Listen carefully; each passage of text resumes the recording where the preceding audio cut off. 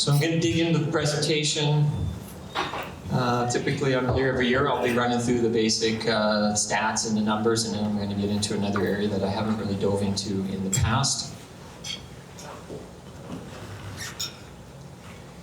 So typical activity levels, as we all know, 2021 was a very busy year, and the last couple of years have been very busy in spite of the pandemic. Who would ever have thought that we're going to be as busy as we were? I know the building industry has seen that.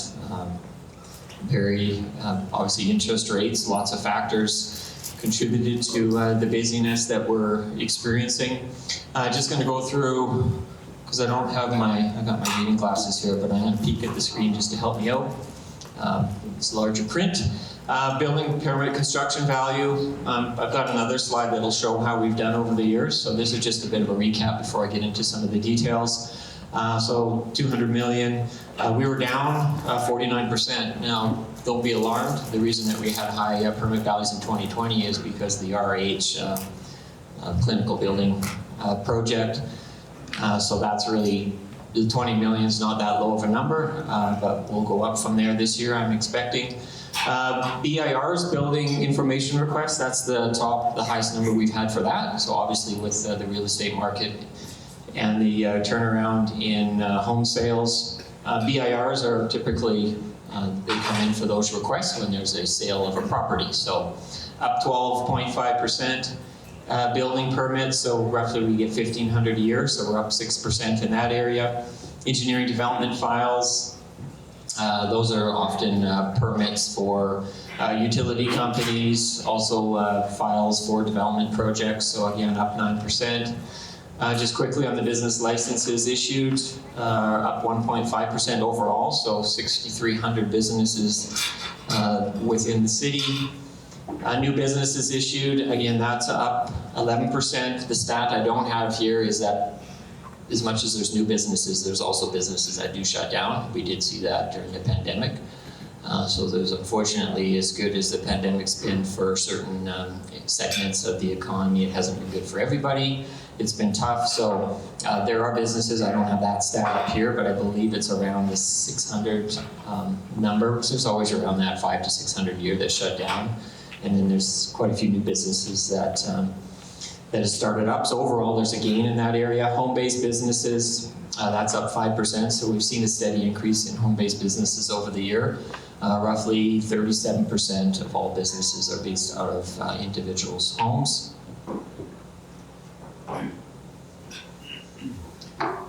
So as we all know, if Rose asks a request, we all do it. So Rose asked this question to me about a week and a half ago. I hadn't got her the answers yet because we just got this together. So she was interested to know, and I'm sure the executive had asked, how many council approved development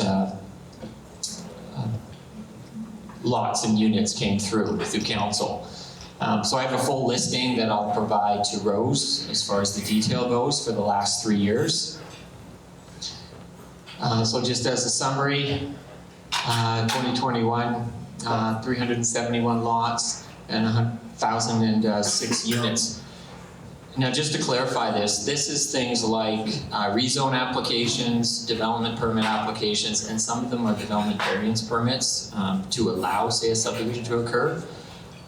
So there's still a lot of applications that are done internally that never make it to council. So most subdivisions, it's not in the purview of council to approve subdivisions. That's done by our approving officer. But there's times where we may need a variance on lot size. We had that out for Rayleigh last year for 13 lots, so that still went in front of council.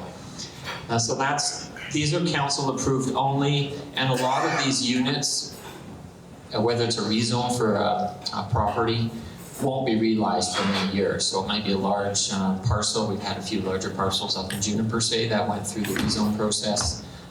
So it's not like these lots or units are going to come on board in the next year or so, but this just kind of gives you the number of what was approved through council. 2020, 44 lots, 273 units. 2019, 55 lots, 539 units.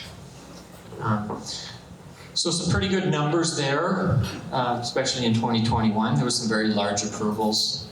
One project alone, the City Gardens project downtown, that's 525 units approved through a development permit. Those 525 units won't become a reality for another 6 years.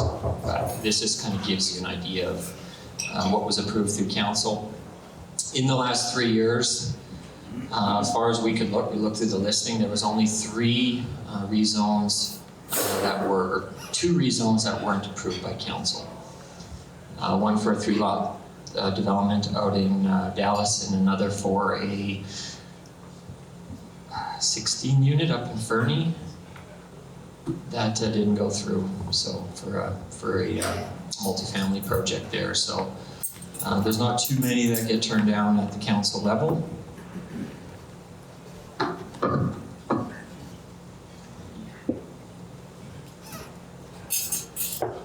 Back to just to see the trending in the permit or building permit construction value. You can see that last year they're up to 200 million. Was definitely lower than the previous 4 years.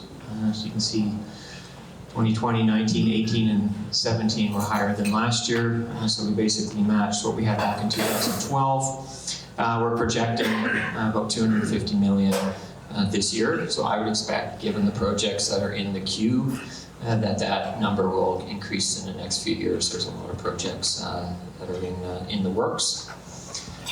For interest's sake, the Kelson project, City Gardens downtown alone, if that came in as one permit, they did apply as one permit, but it won't be issued in one permit, it'll be in phases. That project alone is in the 200 to 250 million range for one project alone. So.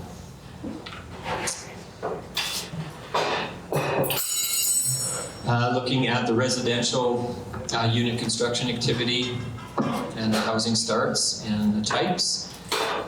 So 2021, 409 total units as compared to 918 units in 2010.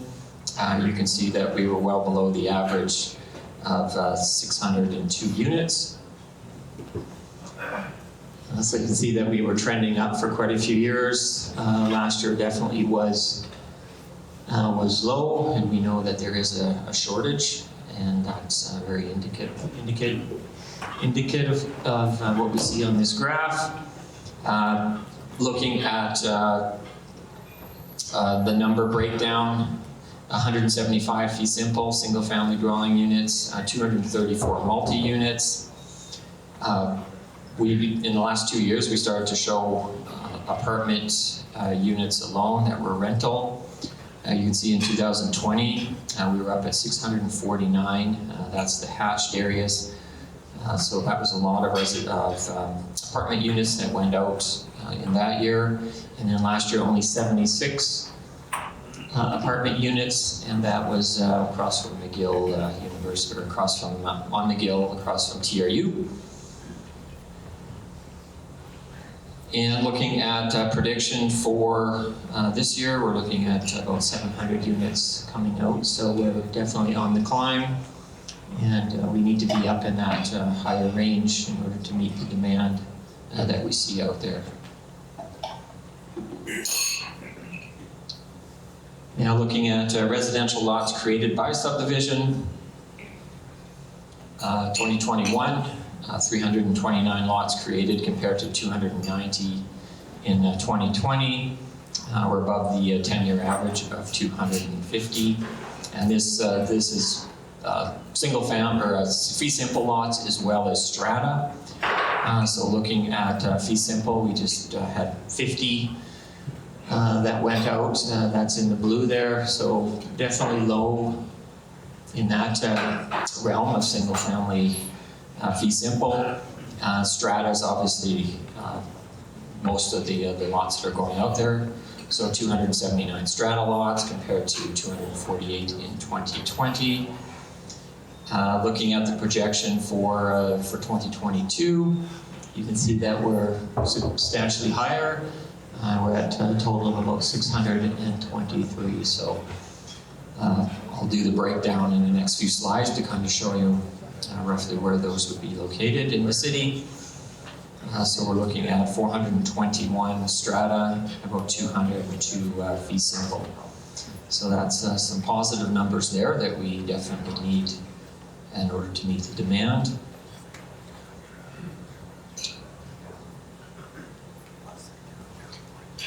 So I'm going to start with the single family. I've mentioned 202, so single family or duplex.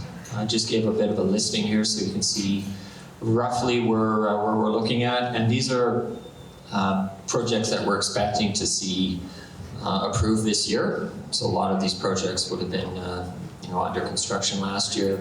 The 58 lots up in Rose Hill, 16 in Aberdeen over by Linfield, another 20 in Denver, 6 out in Dallas, 7 West Side, 43 in Juniper West, 11 in Dufferin, 8 in Barnhartville, 13 in Rayleigh, and then there's always some small lot infill developments, so we've got 20 shown there.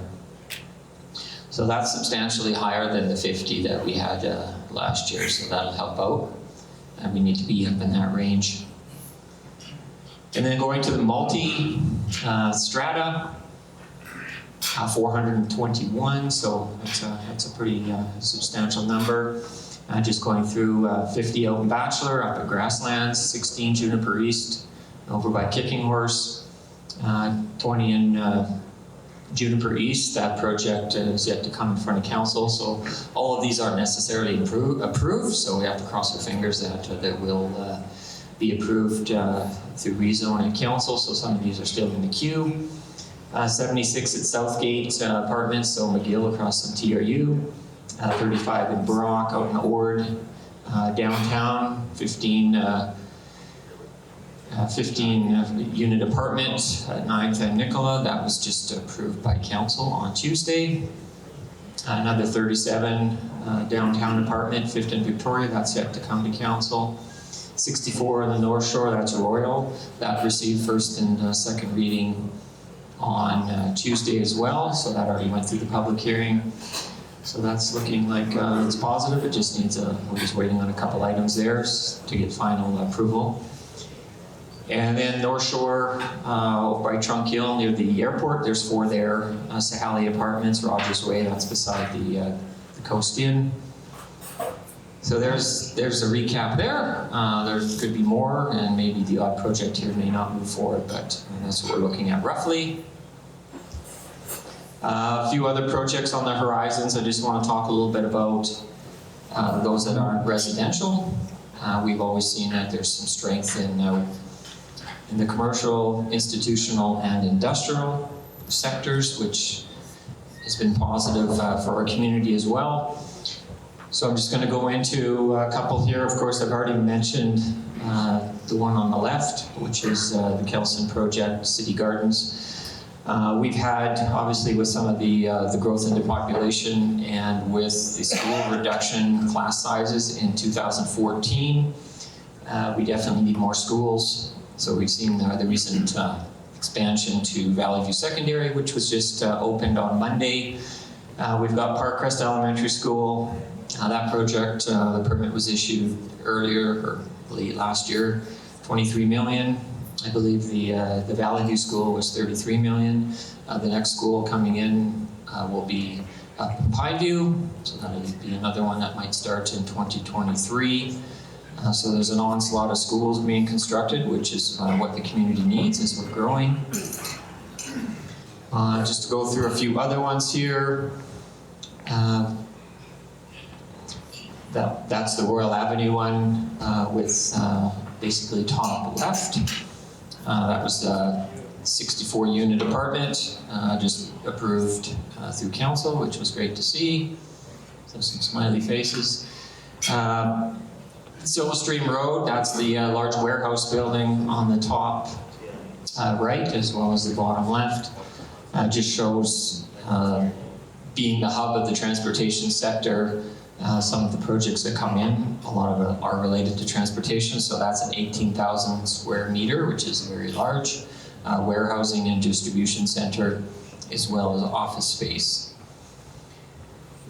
The bottom middle one, that's the proposed new office building up in McMaster for McElhaney Engineering's new office. And then I know everybody's excited here for the Canadian Brew House on the lower right. That's scheduled for Mall.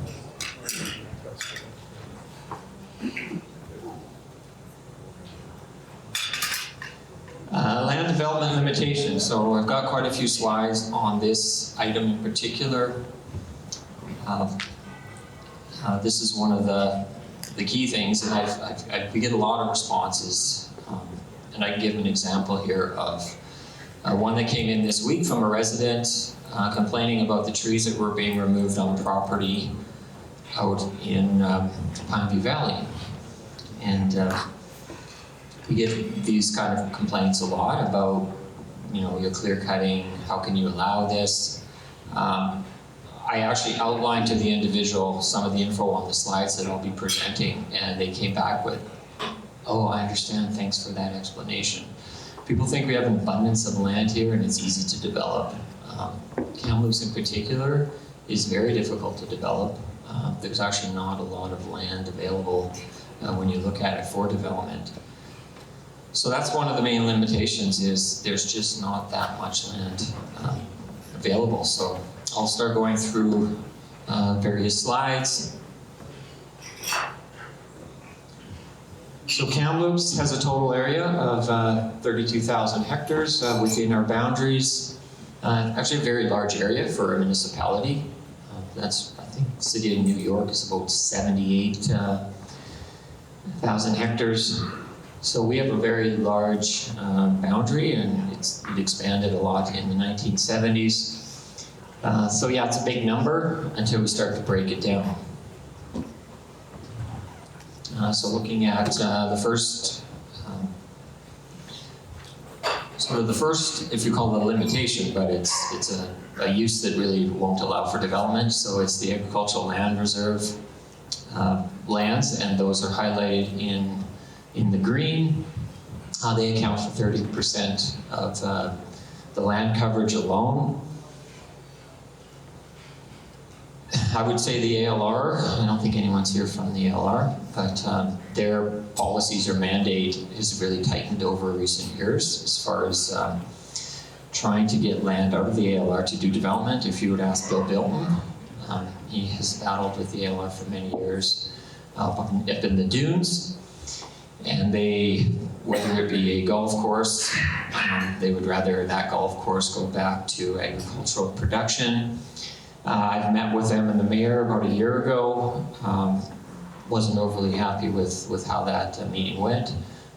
But their feeling is, if you got hillside and other options, even if they're very expensive, that's what you need to focus on. Don't focus at all on the agricultural lands within the city. So I think as time goes on and the city continues to develop, we're going to have, you know, more. There's going to be more pressure to look at these lands for development, but at this point in time, they're essentially off the table. Moving on to more agricultural lands. These are shown in our official community plan as basically used for agricultural. There'll be some overlap with the ALR lands as well. These lands, and you can see most of it's located, quite a bit of it on the south edge of the city, but there's lots, you know, kind of spread throughout. These lands can be developed, but for the most part they are in the ALR or they're being used for farm purposes. Some of the lands though are on steep hills.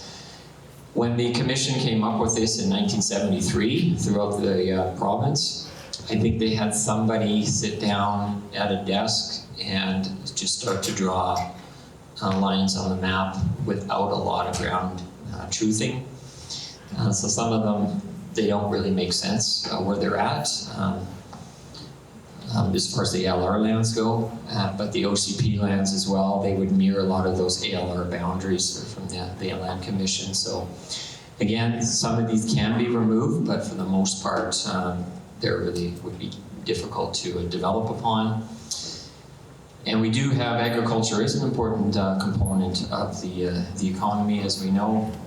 So obviously we need these lands as well for a diversified economy and for having materials that are local.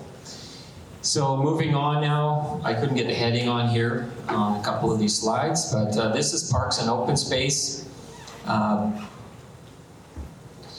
You can see that there are substantial areas that are simply for enjoyment of our residents, and we all love the fact that we do have significant parks and open space in the community.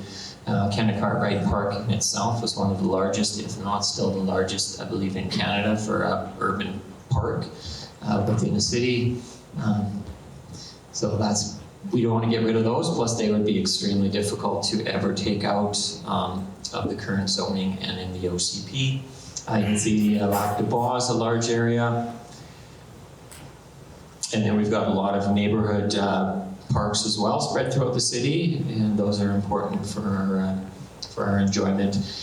There's also areas, and they would be more open space, that are shown on the steep hillsides. So those are not just open space, but most of those can't be developed upon. And I'll touch upon those in a couple more slides. Matter of fact, this slide here. So another component of developing within the city is all the steep slopes that we have to deal with, and we talk with developers all the time about all the retaining walls that are being built and the price of those. My eyes opened up the other day when I kind of found out the cost of a retaining wall. It's not cheap. But a lot of the slopes, and anything over 35%, that's in our official community plan. They're not to be developed upon. And you can see here that that's a very significant area throughout our city. Another one are obviously our rivers and our riparian areas. And you can't really develop upon those. So riparian means areas along the rivers and waterways. They're protected through the province. And typically you cannot develop, you can't take the trees down. So it's typically 30 meters from the high water mark back onto the property. That cannot be used for development. Here's another one that shows hillsides, but these are the silt bluffs that's shown in more of a rusty color and then in yellow. These areas are simply off the table for development due to collapsible soils. So that's another limitation, but again, a lot of these areas overlap with open space and steep hillsides.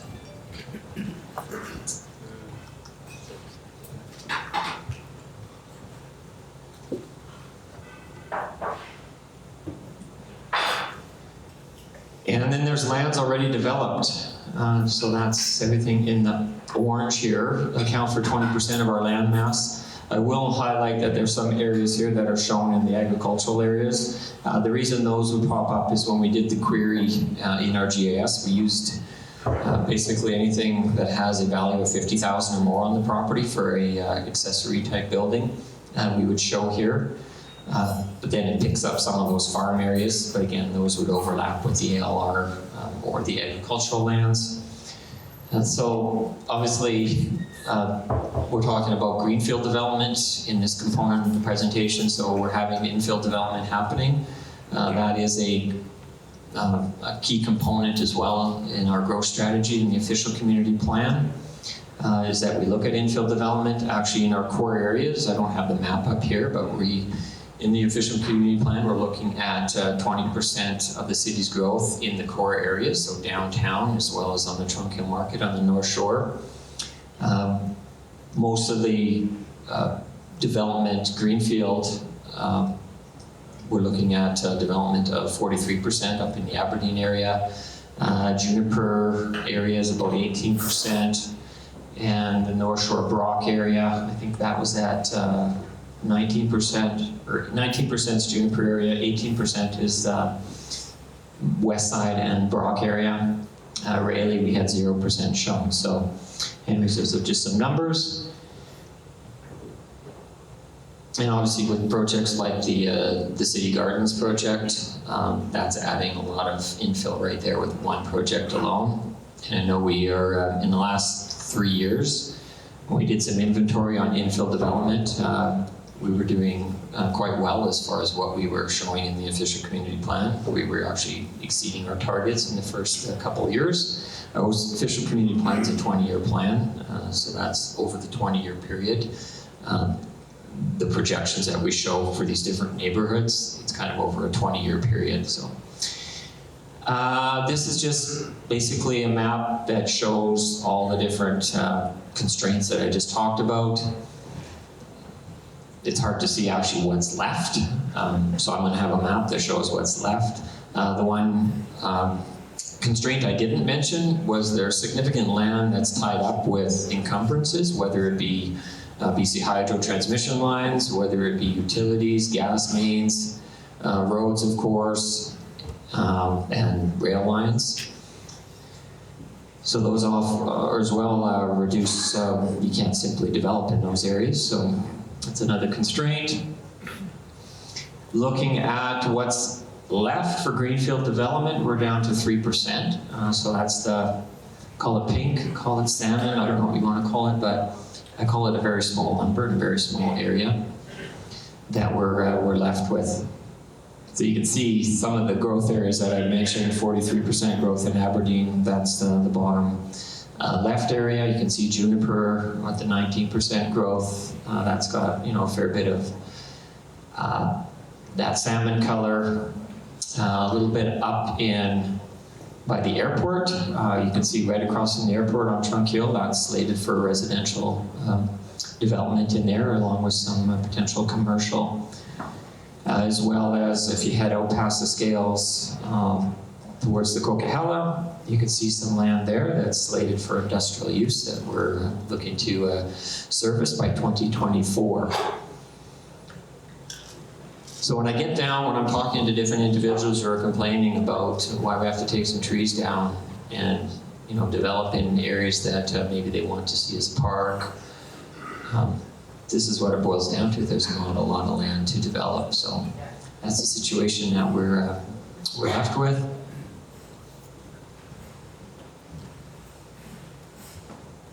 And that looks like a group of builders, developers at the top of the step code meeting. But I won't get into that. So if there's any questions,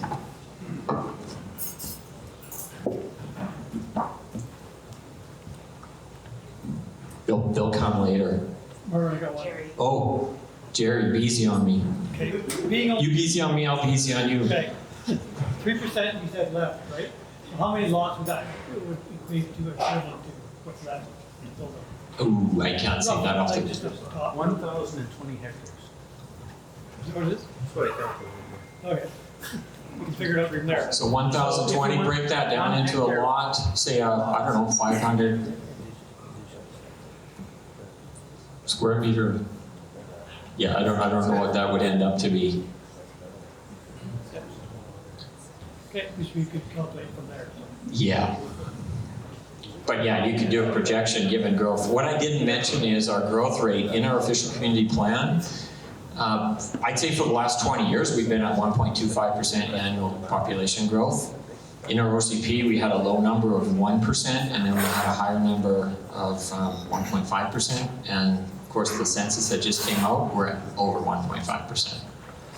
So, if this growth keeps up, we're going to have to, I think we're going to be looking at the OCP, putting pressure more on the Agricultural Land Commission sooner than later. Because I have a feeling our growth is going to be at least 1.5% for quite a while. I thought it would affect our roadways. Just capacity-wise, We're congested already. we are congested. I go to Kelowna, I feel better, but we still have issues. We definitely have issues. So this is a good point that you're bringing up. We're going to be starting our development cost charges engagement group meetings very quick with, I think there's 4 CHBA members, as well as other members of different segments of the local community to look at growth-related projects. And we're just kind of internally looking at projects right now with staff before we bring it to the engagement group. There will be more projects coming on the list, whether it be water, sewer, road infrastructure, that will be required due to growth. And with an increase in growth as we're seeing, we're going to be ramping up some of these projects, either expediting them or adding new projects on the list because of the growth that we're predicting. So yeah, that's in my 10 years here, the transportation growth, what I've seen it's substantial, and it has posed some issues. We now have a model, it's dynamic, so we can kind of see where we're going, so we can be more proactive. We've been more reactive in the past and never want to be in that situation, so we're a little bit behind with some of our transportation as far as our intersections and upgrades go. But no, good question. You had mentioned about your 20-year infill projections and stuff. Does that factor in heavily with TRU's development? Because I know about 6 years ago, their 20-year plan was heavy development, which we started to see. So are we going to see huge changes in the roadways and infrastructure around McGill? Yeah, so they're expecting more development and an increased development, and we're looking at that whole area as well with our infrastructure and where we're at. Like potential changes, like I think at that time when I was in some of that, like their plans were to potentially make McGill one-way in sections and have other sections developed. We're not looking at one way on McGill. We're actually looking to take out a development cost charge project for 18 million. That was the Hillside Connector. We don't feel we need that at this point in time, but we'll need McGill. I know we'll need McGill. We're looking at potential upgrades to McGill, beyond TRU in the future for sure, because that area is going to get busier and busier. Yeah, fair. Thanks.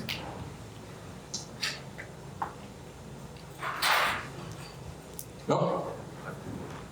I think it's no secret that in the last 2 years there have been some challenges with losing some planners at the city.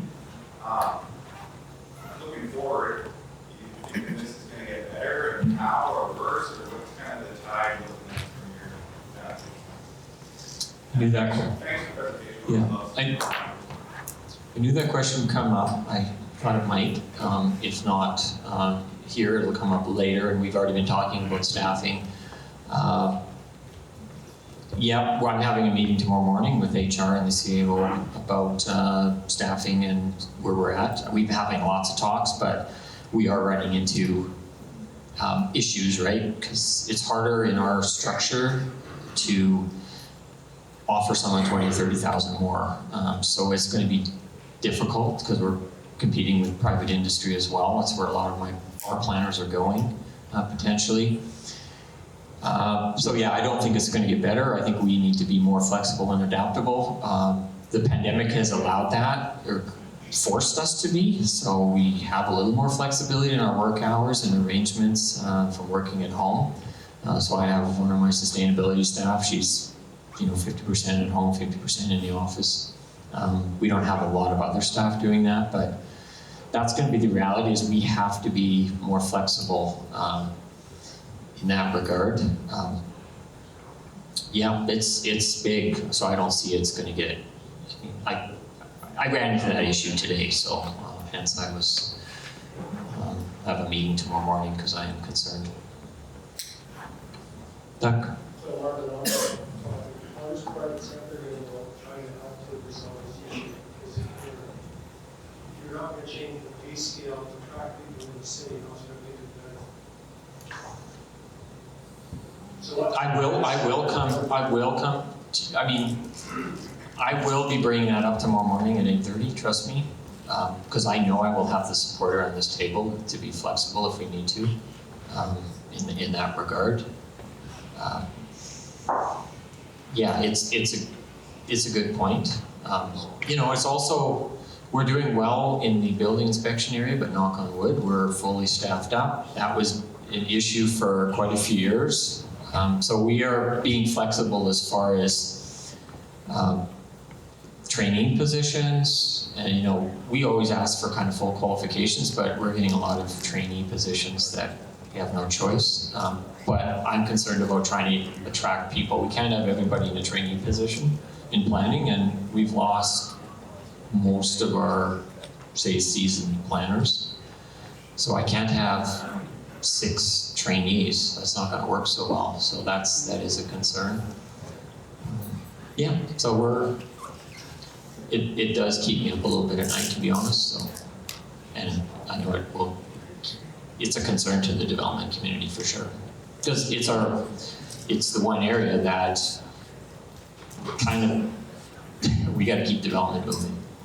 We got to keep things going. We know that. We know the importance of that.